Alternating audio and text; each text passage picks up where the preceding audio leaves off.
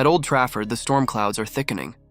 Rúben Amorim, the man United gambled on to restore order and vision, already looks like a dead man walking. His frustrations are pouring out into the open. He wanted Conor Gallagher in the summer, but the board ignored him. He wanted backing, but instead he got compromise. And now, rather than building momentum, Amorim is battling with his own hierarchy. Sound familiar? It should. This was Erik Ten Hag's story too.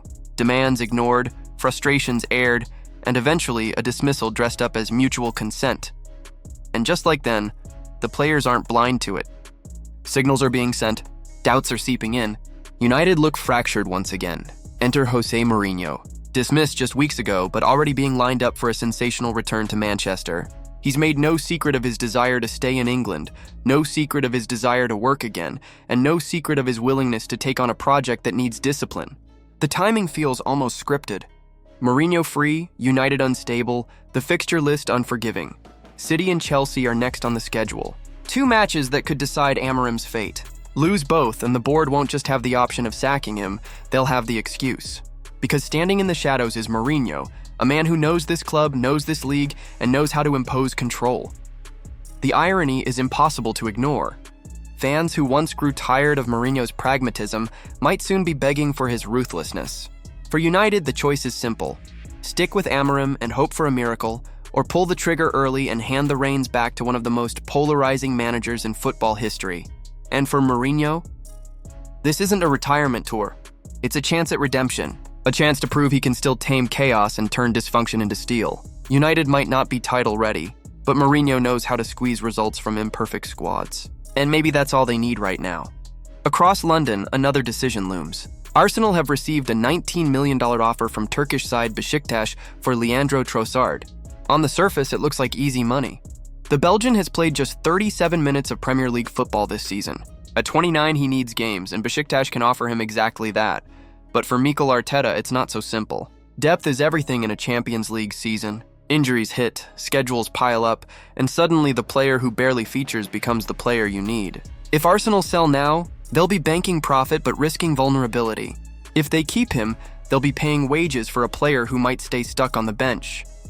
Trossard's new contract, signed just months ago, suggested trust. But trust means minutes, and so far he's had none. The dilemma is clear. Cash in now or risk watching 19 million vanish into thin air. For Arteta, the decision will reveal more than just transfer policy.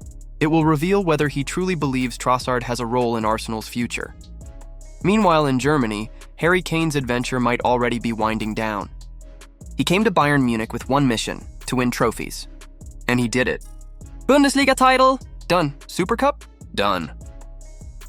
In just over a year, Kane achieved in Germany what Tottenham couldn't deliver in over a decade.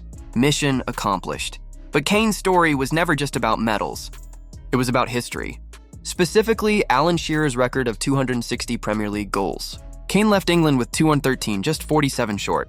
And now, with trophies ticked off the bucket list, his eyes are turning back home. Reports suggest a clause in his contract could allow him to leave next summer for $50 million. Bayern are said to already be preparing for life after Kane. They've accepted his likely return to England. The question is where? On paper, no top Premier League club really needs a striker. Arsenal, Liverpool, City, all stacked in attack. But United? That's different. Their big investment, Benjamin Šeško, has yet to find the net. Their recent history with strikers has been disastrous. Højlund, Zirkzee, even Martial before them. None have truly filled the role. Kane, though, is a guarantee. He knows the league, he knows the goals, and he knows the pressure. If United are desperate enough, they might make the move. And if Kane truly wants Shearer's record, Old Trafford could be the stage for his final act in England. And what about Bruno Fernandes? Al Hilal offered $80 million. Al Nassr even sent Cristiano Ronaldo himself to recruit him. The Saudi Pro League made their pitch loud and clear. Come now, earn your pension in the desert, join the revolution. But Bruno said no. Not yet, one more year in Europe. One more shot at the World Cup. At 30, he knows it may be his last. United wanted him to stay too, and Amorim convinced him to hold on. But the story isn't over. The Saudis never quit. 80 million this year could become 100 million next. Maybe 120 million by 2026 when United themselves may be ready to cash in. And by then, Bruno will be at the perfect age for one final payday. For now, United fans can breathe easy. Their captain isn't leaving just yet. but everyone knows this is temporary. Bruno will go eventually. The only question is when. In Italy, Juventus are plotting a masterstroke. Bernardo Silva, one of Manchester City's most reliable performers, is edging towards the end of his contract in 2026.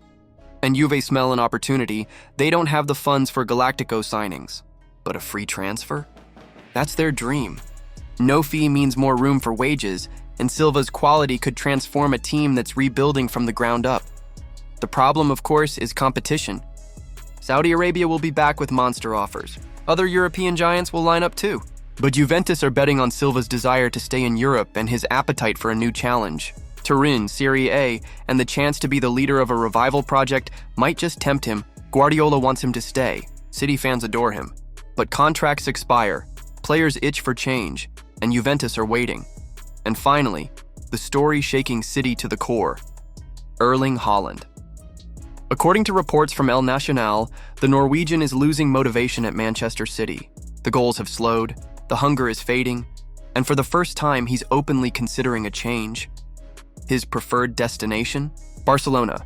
Yes, Barcelona, the club forever on the edge of financial ruin, yet somehow still chasing the biggest names. Laporta has allegedly already begun plotting the move, though it would require sales, possibly even Gavi, whose injuries are dragging down his value. Haaland's current tag is $180 million, a figure City put in place as insurance. But contracts can be broken, and if Guardiola leaves, the entire project could crumble. Haaland might see Barcelona not as a gamble, but as the ultimate stage. And remember, this is Barça. They've been close to bankruptcy for years, yet they always find a way. If Haaland wants the Camp Nou, don't be surprised if somehow they make it happen. So where does this all leave us? Amorim fighting for his job, Mourinho waiting for his cue, Trossard stuck between depth and departure, Kane eyeing Shearer's record, Bruno rejecting the desert for one more year, Bernardo Silva's contract ticking down, and Haaland ready to shake the foundations of Manchester City. This isn't just transfer gossip. This is football's future being rewritten in real time. Each decision ripples across leagues, reshaping the game we love. And whether it's Mourinho's ruthless return, Kane's homecoming, or Haaland's dream of Camp Nou, the next chapter promises to be just as explosive as this one. And now it's your turn.